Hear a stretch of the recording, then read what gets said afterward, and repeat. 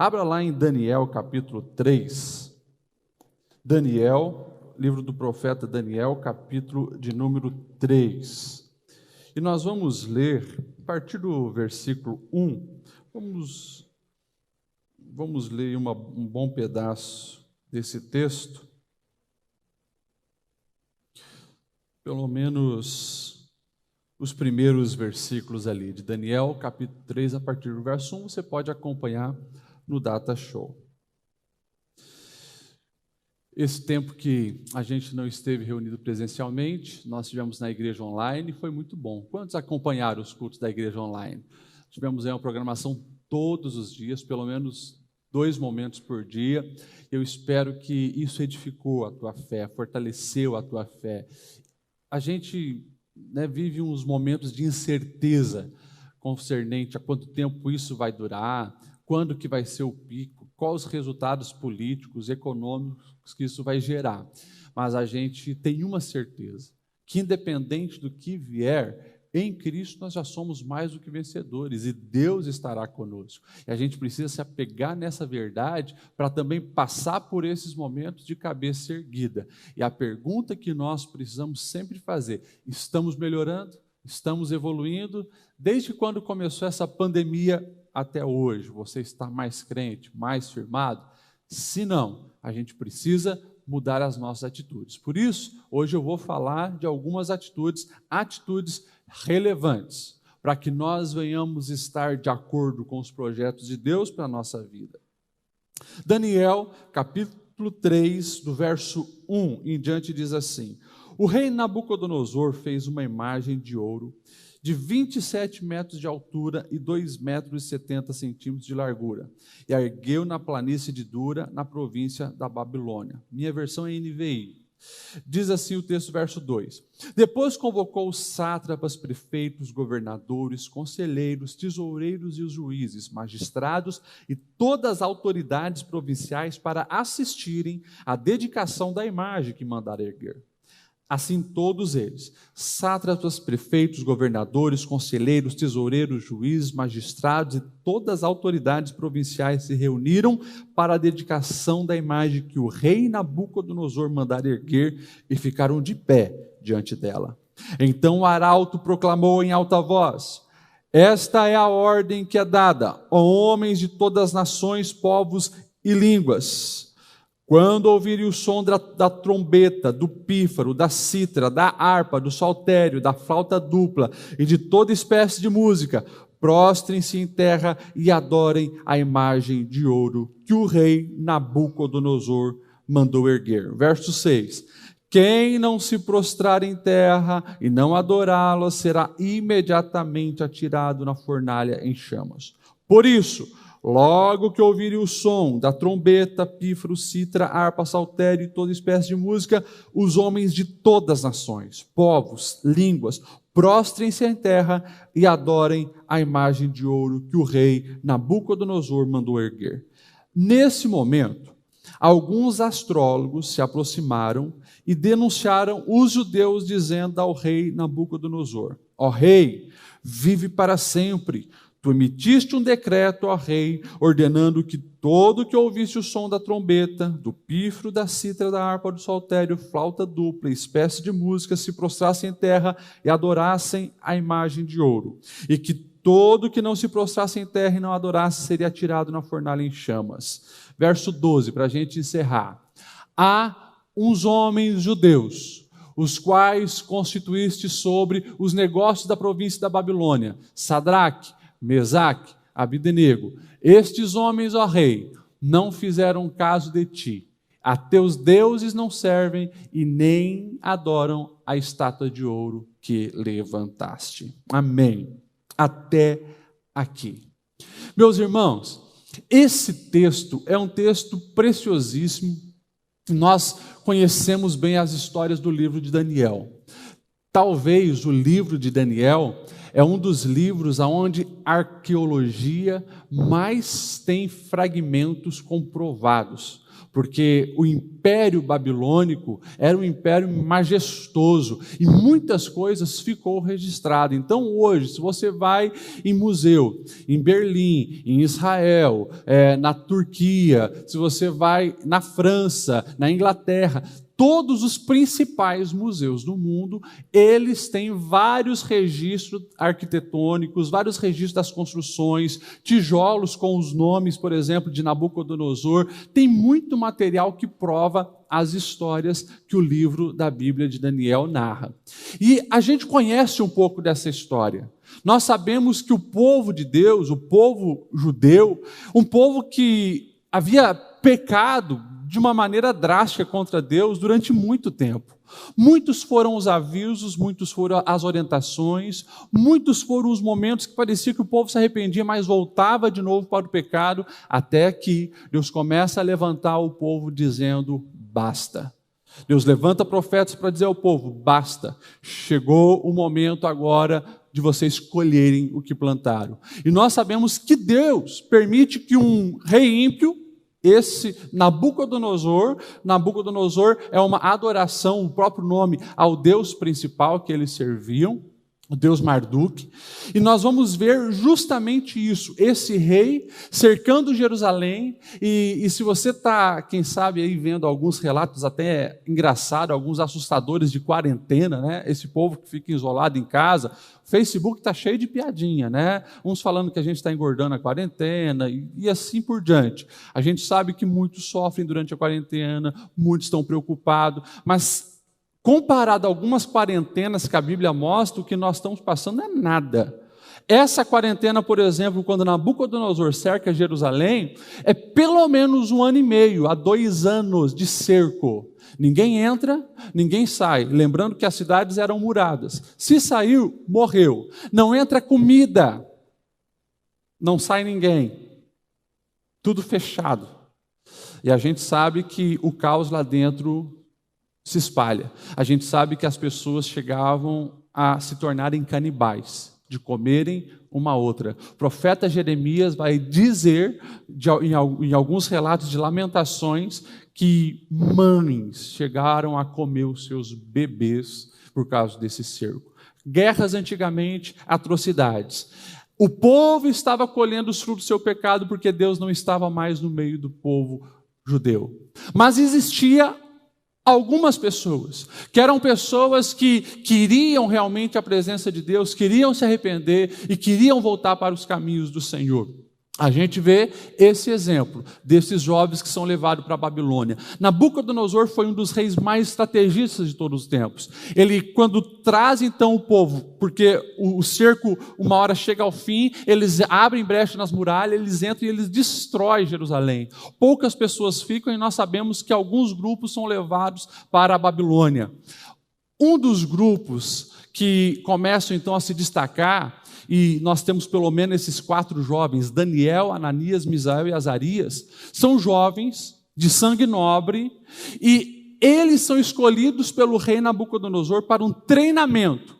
Primeira coisa, vamos tirar o coração desses meninos, o Deus dele, a cultura deles, e a primeira coisa, comprometa a identidade deles. Muda o nome, Daniel, Beltesazar, Misael, Ananias, Azarias, Sadraque, Mesaque e Abdenego. Vamos trazer esses nomes que terminam com El, que se refere a esse Deus dos judeus, vamos colocar os nossos deuses aqui. Então os nomes são trocados e uma lavagem cerebral começa. É claro que esses meninos, a gente sabe que eles têm experiência com Deus, saem de Jerusalém, vão para a Babilônia, contexto diferente, língua diferente, Deus diferente, mas eles não perdem a comunhão com Deus. É aquilo que a gente falou, foram sábios, levaram Deus para o caos. E o interessante é que algumas coisas fantásticas acontecem, nós sabemos que já no início, eles, junto com Daniel, esses 3 moços, eles não querem se contaminar com os manjares do rei Nabucodonosor. Até hoje, há pesquisas, o que tem tanto nesses manjares? Sabemos sim que as comidas daquela época eram oferecidas aos deuses pagãos. Sabemos sim que as comidas e os jantares do rei Nabucodonosor eram regados por orgias e tantas outras coisas. Os meninos olharam para aquilo e disseram, isso nós não queremos. Já começa a ter uma grande atitude. E nós sabemos que por causa dessa decisão deles, Deus honra. Deus dá habilidades. E esses meninos se destacam, se tornando mais inteligentes que todos. E eles então agora estão em cargos de governo. Tanto que no capítulo 3 que nós lemos, o texto vai dizer: Nabucodonosor, pela sua arrogância, gostava de se aparecer e queria ser glorificado, ele manda construir uma estátua. Alguns chegam a dizer que é a estátua dele mesmo. A gente não tem um relato disso, mas sabemos que ele queria, claro, inflar o seu ego. Chama todos aqueles governantes, sátrapas, juízes, todos que tinham algum cargo de influência, gente de todas as nações, e ali estavam agora. Era muito simples, e aqui começa algo interessante, era muito simples a ordem do rei.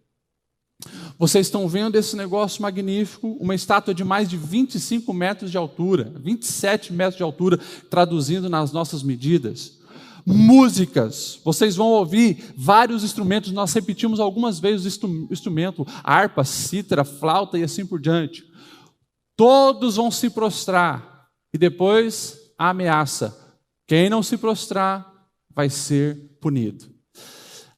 As mesmas ferramentas de manipulação que Nabucodonosor usava, lá pelo ano de 800 a.C., nós estamos falando de 2.800 anos antes de Cristo, continua sendo usada hoje. A mídia sabe fazer isso uma coisa fantástica, né? Algo para brilhar os olhos, algo que influencia nos ouvidos, algo como discurso, mas isso está todo mundo fazendo, e uma ameaça: olha, se você não fizer isso, você também vai ser punido. Muito parecido com o que Nabucodonosor fazia, hoje a mídia continua fazendo para incentivar as pessoas no caminho errado. Estavam lá esses 3 jovens, as músicas tocam, a estátua está lá, e todos, aquela multidão de gente importante do Império Babilônico, se prostram, mas 3 jovens ficam de pé diante daquela estátua. A notícia logo chega ao rei: rei, o decreto que tu ordenou era esse, e quem não obedecesse seria jogado numa fornalha de fogo. Tem 3 jovens que ali não se prostraram. Cadê o Daniel? Daniel provavelmente não estava nesse dia, porque senão ele seria o 4º. Daniel não estava aqui neste lugar, e pelo testemunho dele nós sabemos disso. Mas os 3 que estão lá, servindo ao Senhor, eles sabem que não pode ser manipulado. E aqui, eu gostaria de entrar no assunto, falar de pelo menos 3 atitudes que nós precisamos ter nos nossos dias, que são atitudes relevantes, e atitudes que nos faz diferente deste mundo, atitudes que nos faz viver os propósitos de Deus para a nossa vida. Primeira atitude que Deus espera de nós é a atitude da fidelidade. Atitude da fidelidade. Esses jovens sabiam que jamais deveriam se prostrar e adorar outro Deus, a não ser o Deus dos deuses, o Deus verdadeiro. Eles sabiam disso. Mesmo diante de ameaça, mesmo eles sendo pessoas que estavam em cargos com certa expectativa de estarem ali condizente com a situação deles, mesmo ouvindo e vendo todos aqueles aparatos, e tendo uma ameaça terrível de morte, eles escolheram ser fiel a Deus. Talvez você que está aqui hoje, você pode dizer: mas pastor Lediel, isso para mim está muito claro. Isso para mim está tranquilo, porque eu sei que nós não devemos nos prostrar diante de estátua, diante de imagens. Nós já saímos daquela fase onde nós, diante de uma estátua de gesso, prestava adoração. Isso era coisa lá atrás, tempo da ignorância. Agora, desde quando eu conheci as verdades da palavra de Deus, eu não tenho mais me prostrado diante de imagem.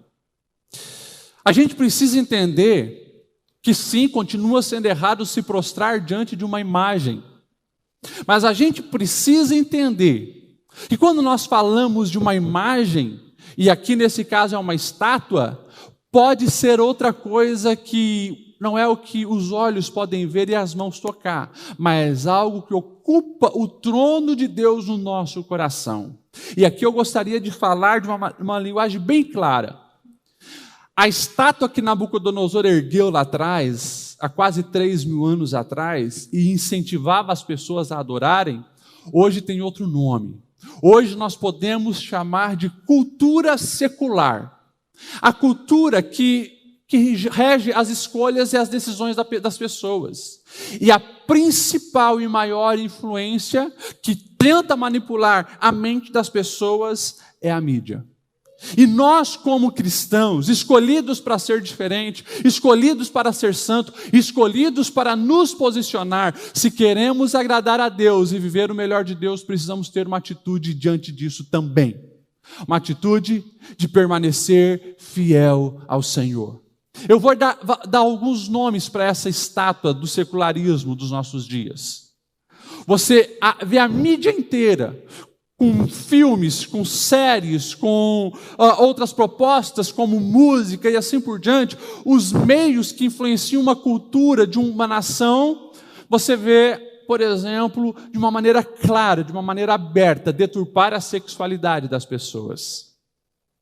E quem sabe você está aqui sem perceber. Teve muitos momentos que você estava torcendo num filme para que desse certo aquela traição e o adultério acontecesse.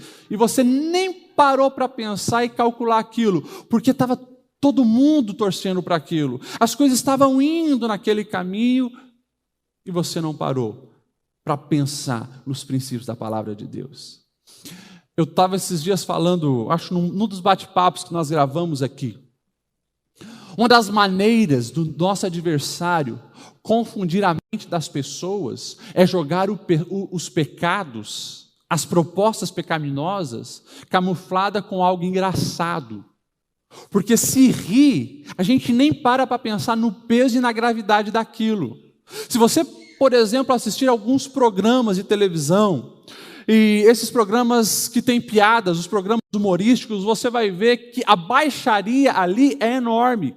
Pega os principais programas humorísticos do Brasil, você vai ver que as propostas satânicas estão presentes, mas como está camuflada com uma piadinha, todo mundo vai rir e ninguém percebe a gravidade do que eles estão falando. Se alguém falasse aquilo sério, você acharia um absurdo. Mas ali está sendo proposto adultério, ali está sendo proposto a homossexualidade, ali está sendo proposto a prostituição, e muitas vezes, cristãos, estou falando de nós, estamos se prostrando diante dessa imagem, sem nem perceber a gravidade que está diante de nós. Muitas vezes, isso está na violência, na corrupção e tantas outras propostas. Esses dias eu estava vendo algumas pessoas comentar, né? Uma série que estava fazendo muito sucesso, La Casa de Papel. La Casa de Papel. As pessoas não... Claro, pastor, mas a gente não pode ser tão radical. Mas você passa a série inteira torcendo para bandido. Você passa a série inteira torcendo para que o roubo aconteça. E eles colocam de uma maneira tão sutil que você acaba ainda se identificando com os personagens. Isso é o quê? Isso é o secularismo que tenta nos engolir nos nossos dias. E nós precisamos ter um posicionamento como esses meninos, porque as trombetas estão tocando, o discurso está todo mundo fazendo, vem junto. Mas Deus está esperando aquele remanescente se posicionar e dizer: eu prefiro ser fiel. Independente da proposta satânica, eu prefiro ser fiel. A gente não pode esquecer do que o apóstolo Tiago vai nos dizer. Tiago 4:4, ele vai dizer: portanto, qualquer que quiser ser amigo do mundo, constitui-se amigo de Deus.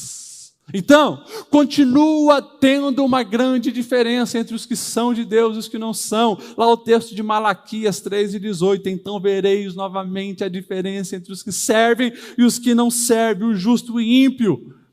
A diferença continua e nós precisamos nos posicionar com essa diferença, tendo atitude relevante. E é por isso que eu gostaria de convidar você a vigiar com as influências que você tem recebido. Vigie com as amizades, vigie com o que você assiste, vigie com quem você conversa, vigie com quem você anda. Porque não existe como ser um verdadeiro adorador sem a fidelidade. E eu quero deixar uma coisa bem clara para você. Fidelidade a Deus tem um custo.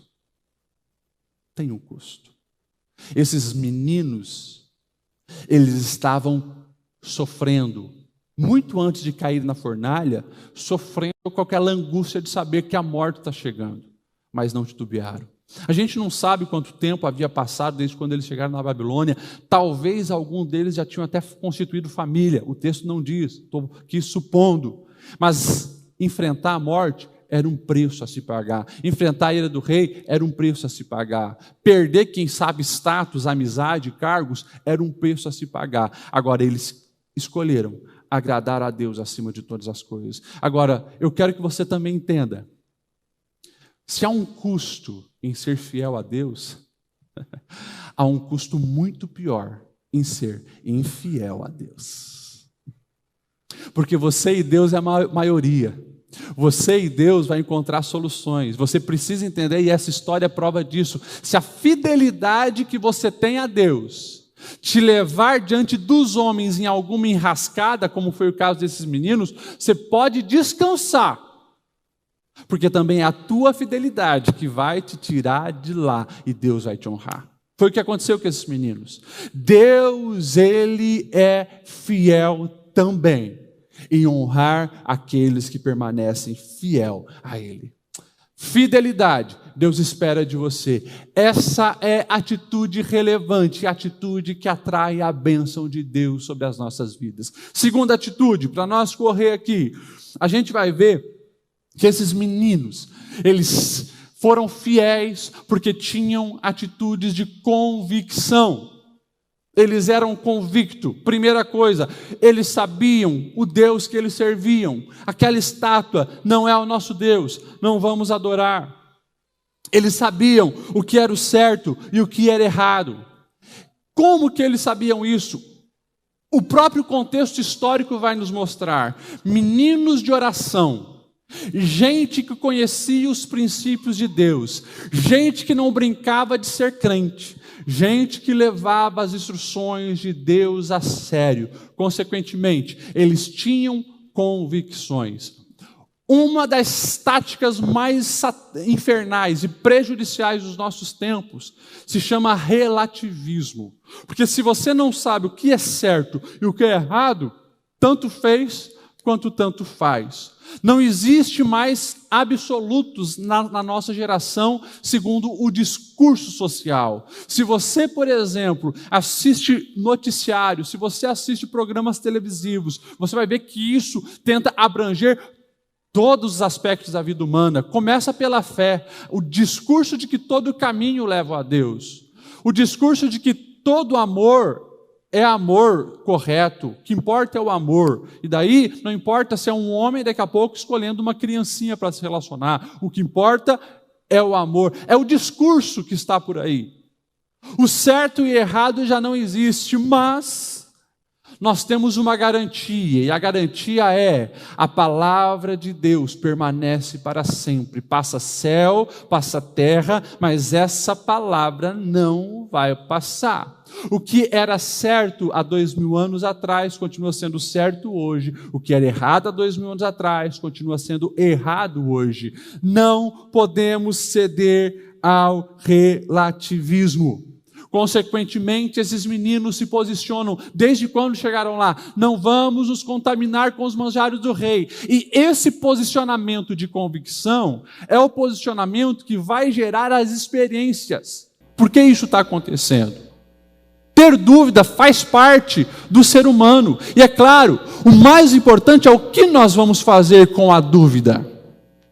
Porque no momento de dúvida, você precisa buscar convicções. Você precisa se agarrar a alguma coisa para acreditar. O que você crê vai determinar as tuas escolhas e, consequentemente, as tuas escolhas vão gerar as experiências de vida que você precisa. Por isso, a fé precisa entrar em ação no momento de dúvida. E fé é você escolher acreditar naquilo que ainda não se vê, naquilo que não pode pegar, em algo que ainda é incerto. Mas a fé não é um salto no escuro.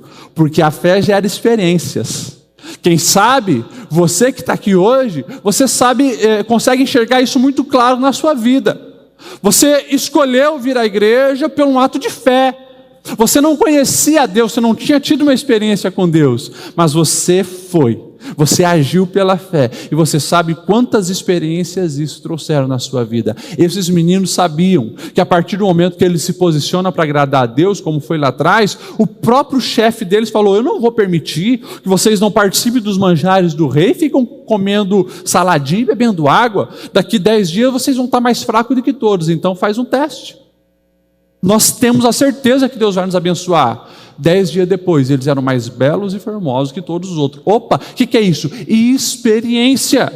Mas precisa ser dado um passo de fé. E aqui eu faço uma aplicação na sua vida. Quem sabe você está há alguns anos vindo aqui nas quintas-feiras ou em algum outro culto, ou ouvindo a palavra, mas está faltando você dar alguns passos de fé para ter uma experiência empírica com Deus. Você sentir a presença de Deus, você ter a certeza que Deus é real, que Deus cuida de você, que Deus zela pela sua vida, como esses jovens agora, no capítulo 3. Nós não vamos se prostrar diante dessa estátua. Convicção. Nós precisamos, no mundo de incerteza, termos a convicção do Deus que nós servimos. Eu me lembro que no meu primeiro semestre na faculdade, na verdade, na primeira aula de História da Psicologia, já faz alguns anos isso, era o ano, acho, 2009, na sala de aula, uma das professoras de História da Psicologia, deixou bem claro: se no final da minha matéria desse semestre, alguém ainda dessa sala acreditar nessa historinha de Deus, está reprovado. Olha isso, gente. Que absurdo. Um Estado laico, mas que querem anular o direito das pessoas a acreditar. Olha isso. O tempo passou. No final daquele semestre, eu tirei a maior nota naquela matéria. Passou os 5 anos da psicologia. A minha fé em Deus aumentou. Porque eu sou bom? Não. Porque eu escolhi agir com fé e tinha experiência com Deus. A experiência é o que vai segurar muita gente quando é confrontado numa faculdade ou em outro ambiente. Quem sabe você tem aquele parente que quando está naqueles almoços em família, ele gosta de dar uma cutucada na sua fé, zombar da tua fé e querer encher a tua cabeça de porcaria, ou aquele amigo que sempre vem com a historinha. Pois é. Se você não tiver as suas experiências com Deus, é bem provável que a casa caia. Por isso, chegou o tempo de você ter as tuas convicções, essas convicções gerarem uma fé, essa fé gerar experiência, e essa experiência fazer você viver um novo tempo, uma nova história, grandes momentos com Deus. Porque se você experimentou Deus, pode pensar o que quiser, pode falar o que quiser, pode surgir o livro que quiser, o filme que quiser, dizendo o que quiser, qual a descoberta científica que tenta tirar Deus da jogada. Eu conheço Deus e isso ninguém me tira. Nós precisamos buscar esse Deus, porque também é a promessa dele que ele vai se revelar quando nós o buscarmos de todo o nosso coração. Para nós encerrarmos, a terceira qualidade desses meninos, que foi a atitude relevante: coragem. É claro que uma coisa puxa a outra. A convicção, a fidelidade vão gerar essa coragem, porque eles sabem que com Deus eles são mais do que vencedores. Ficam em pé, o rei chama, o rei diz: espera aí, vocês são surdos? Vocês não entenderam o decreto? Vocês não ouviram qual é a consequência de quem não se prostra diante da estátua? Vai ser jogado na fornalha de fogo. A resposta dele para o rei Nabucodonosor: rei, escute o que nós vamos te dizer. O nosso Deus, ele pode nos livrar dessa fornalha assim. Mas nós vamos dizer algo mais. Se for da vontade do nosso Deus que não nos livre dessa fornalha, mesmo assim, nós temos convicção do que é certo, nós não vamos nos prostrar diante dessa estátua. O rei Nabucodonosor era o maior de todos na sua época. Ele nunca, eu acho, tinha visto alguém o confrontar naquele nível. Ele fica tão irado, mas tão irado, que o texto vai dizer, ele manda aquecer 7 vezes mais a fornalha, 7 vezes mais. Quem sabe aquela fornalha nunca foi tão aquecida como naquele dia, 7 vezes mais. E os meninos ficaram firmes, corajosos, e foram jogados. A fornalha estava tão quente que a palavra de Deus vai nos dizer que os homens que tiveram que chegar perto da entrada para lançar os meninos lá dentro, eles saíram com queimaduras e acabaram morrendo de tão quente que estava. E o tempo passa, aqueles meninos manifestam a coragem, e de repente o rei olha lá dentro, e ele que leva o susto, porque não tem 3, mas tem 4 pessoas. E o texto vai dizer assim: eles passeavam no meio da fornalha, passeavam no meio do fogo. Isso é experiência de quem escolhe ter atitudes relevantes. Deixa eu falar uma coisa para você. Pedro vai dizer que a nossa fé vai ser provada. Pedro 1,6. A nossa vida é assim. Nós vamos ter momento de passar pelo fogo. Nós vamos passar por provas de fogo, todos nós. E claro que eu não estou falando literalmente. Ninguém vai construir uma churrasqueira gigante para tentar nos assar. Não estou falando disso. Eu estou falando das dificuldades da vida. Eu estou falando dos momentos tensos da vida. Eu estou falando das opressões, seja espiritual ou seja real. Eu estou falando de pessoas que tentam puxar o seu tapete. Eu estou falando de dentro da tua família as setas malignas que são lançadas. Eu estou falando de uma crise financeira. Eu estou falando de um mundo que está inseguro e não sabe o que vai acontecer. São provas de fogo para todos nós. Quem sabe você está aqui nessa noite e você está passando por uma fornalha. Você está aqui nessa noite e você está passando por um perrengue no seu casamento absurdo. Você está aqui nessa noite e o teu coração está dilacerado pelo que está acontecendo com os seus filhos. Quem sabe você está aqui nessa noite e você está angustiado porque você sabe a realidade de doença que tem assolado a sua família. Eu não sei, mas você sabe que todos nós passamos por prova de fogo. Agora, eu também sei, eu tenho uma certeza que esse é o Deus que está conosco nesse momento. Esse é o Deus que se manifesta. E daí, por que hoje, num culto de noite de vitória, pastor Lediel, você fala de atitudes como essa? Porque essas são as verdadeiras atitudes de vitória. Eu estou falando disso porque quem escolhe o caminho da fidelidade, que é viver uma vida santa diante de Deus, quem escolhe o caminho de andar com convicção, servindo esse Deus do jeito que é para servir, sabendo o que é certo e errado. E quando você se manifesta corajosamente, você não tem vergonha de declarar quem é o teu Deus, você se posiciona realmente para glorificar o nome do Senhor, Deus se manifesta ao seu favor. Quem apenas tem nome de cristão, mas no meio da prova se acovarda, não desfruta desse privilégio de ter a presença de Deus no meio do fogo. Quem apenas na aparência anda bem arrumado com uma Bíblia debaixo do braço, não vai ter esse privilégio. Quem apenas coloca frases gospel no Facebook, não tem esse privilégio. Esse é o privilégio para aqueles que vivem a autenticidade de uma vida com Deus. E essa é a melhor proposta para a vida do ser humano. Por isso, tenha atitudes relevantes na sua caminhada. Vamos nos colocar em pé? Eu quero já encerrar orando por você. Esses meninos, eles tinham tudo para dar errado. Esses meninos, como eu disse, estavam num contexto com fé diferente, órfãos de pais, abandonados, quem sabe, por outras pessoas. Ali estavam sendo oprimidos para ter que aceitar a cultura, mas eles se posicionam querendo agradar a Deus. Nesse tempo que nós estamos vivendo, tempos de crise, a gente sabe daqueles discursos, tempos de crise também é tempos de oportunidade. Sim, mas escute, tempos de crise também é tempo de propostas indecentes. Tempos de crise também é tempo de ataques infernais. Tempos de crise também é tempo que o nosso adversário luta para querer enfraquecer a nossa fé. Tempos de crise também é tempo onde as famílias são assoladas. Está aí os índices de violência doméstica aumentando no tempo de quarentena.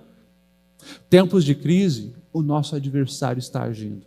Por isso, o chamado de Deus é para que nós venhamos vigiar e escolher de uma maneira bem clara e objetiva qual é o lado que nós vamos estar.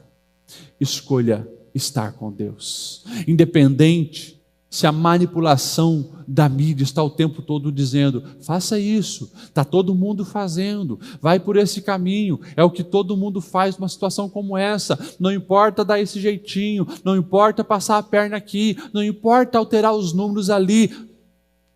Agrade o coração de Deus, porque Deus vai te sustentar e mais, Deus vai te honrar no tempo certo. Coloque a mão no teu coração ou levante a sua mão que eu quero orar por você nessa noite. Deus, obrigado pela tua palavra. E a tua palavra nos ensina, Senhor, que o preço da fidelidade existe. Nós também entendemos, Senhor, que nós precisamos fortalecer a nossa fé nesse tempo. Porque as propostas vão continuar nos convidando o tempo inteiro para nos prostrarmos, cedermos, acreditarmos em coisas que não têm fundamento, mas nós estamos aqui dizendo que o nosso coração se volta para Ti, os nossos olhos se voltam para Ti, Senhor, porque nós sabemos que em Ti há rocha firme, rocha sólida, em Ti há segurança verdadeira e proteção real. E nós escolhemos sim, Senhor, o caminho da fidelidade, da convicção e da coragem. Deus, nós reconhecemos a nossa pequenez e sabemos, Senhor, que não é a nossa força que faz a diferença, mas sabemos que em Ti nós temos força, em Ti nós somos restaurados, em Ti, Senhor, nós na nossa fraqueza encontramos realmente a força, a graça necessária para continuar vivendo. Deus, como é bom saber que Tu estás conosco quando a prova de fogo vem, e como é bom saber que a prova de fogo serve para nos purificar, assim como o ouro é purificado na fornalha, Senhor, nós também sabemos que Tu não perde o controle da nossa vida, nós estamos sendo purificados nesse processo. Deus, obrigado, Senhor, porque num mundo de certezas, como é bom ter a certeza da Tua presença conosco. No mundo de incerteza, como é bom ter a certeza que Tu cuida de nós. E no mundo de certezas, como é bom, Senhor, ter a certeza que Tu nos honrará no tempo certo. Nós confiamos em Ti, Senhor. Mesmo, Senhor, a humanidade falhando, mesmo as pessoas não cumprindo as Suas promessas, nós sabemos, Senhor, que aquilo que Tu diz aos nossos respeitos não cai por terra. Em Ti nós confiamos, em Ti nos alicerçamos, e é na Tua mão que nós seguramos, sabendo, Senhor, que Tu estás conosco no meio da fornalha. Obrigado, Senhor, fica conosco, porque nós queremos viver a nossa vida segundo as Tuas propostas, os Teus projetos, seguindo o Teu caminho todos os dias, em nome de Jesus. E quem crê nessa certeza que Deus caminha conosco, dá o seu amém, em nome de Jesus.